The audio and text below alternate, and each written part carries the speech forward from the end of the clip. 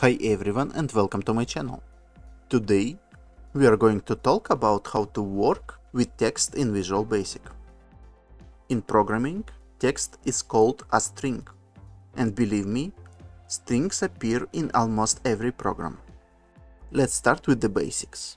A string is simply a sequence of characters enclosed in quotation marks. For example, dim greetings as string. Equal, quotes, and inside the quotes, hello. Everything inside the double quotes is considered a string. It can contain letters, numbers, spaces, punctuation marks, or even whole sentences.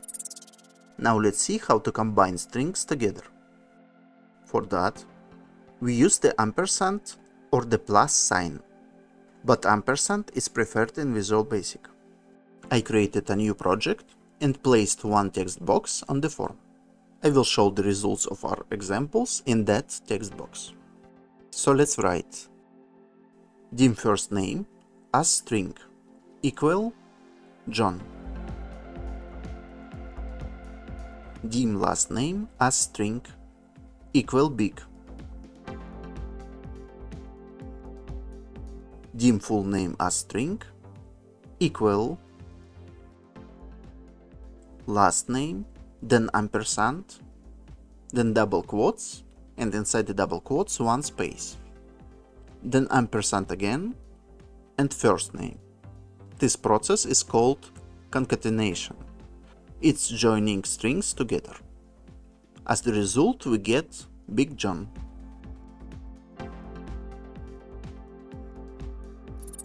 Sometimes you only need a part of a string, like the first few letters or a single word. You can do this using the substring function. Let's write dim text as string equal hello world.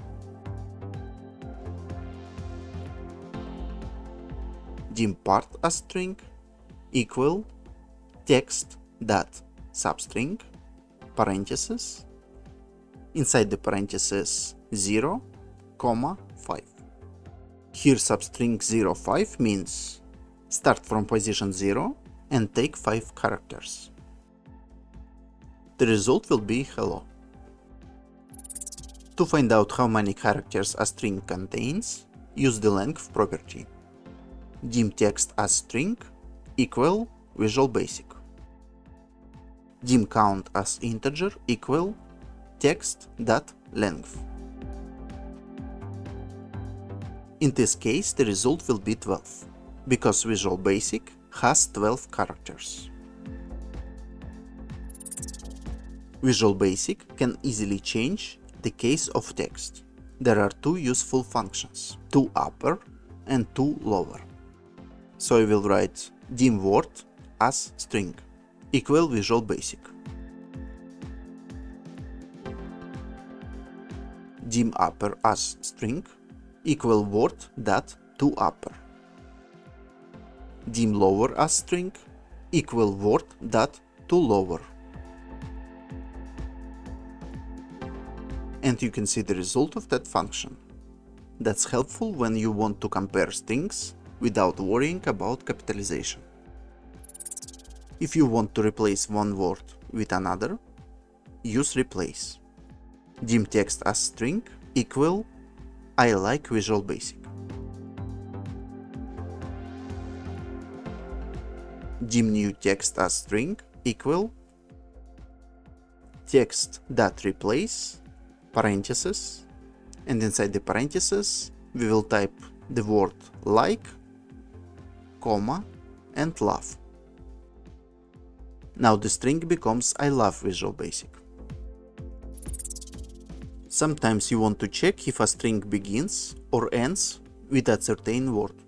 So I will write dim sentence as string equal Visual Basic is fun. Dim starts as boolean equal sentence that starts with parentheses and inside the parentheses the word visual. Dim ends as boolean equal sentence that ends with parentheses, inside the parentheses the word fun. In this case, both results will be true.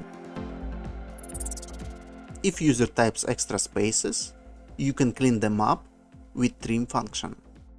Dim input as string equal double quotes. Inside the double quotes I will put space hello space. Dim clean as string equal input dot trim. Now it becomes just hello. There is also trim start and trim end functions if you only want to remove spaces from one side. If you have text that contains several items, you can split it into parts using split function. Dim text as string equal double quotes, and inside double quotes apple, banana, orange. Then I will create an array dim fruits parentheses as string equal text dot split parentheses double quotes, inside the double quotes just comma and letter C. Letter C means that we used character. So fruits of 0 equal apple, fruits of 1 equal banana, fruits of 2 equal orange. The opposite of split function is join function. It lets you combine several strings into one.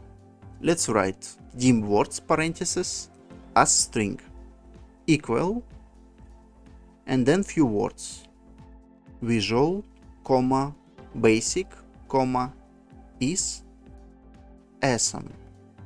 Dim result as string equal string.join parentheses, and inside the parentheses we need to put the separation character, then comma and our array words. The result will be Visual Basic is good.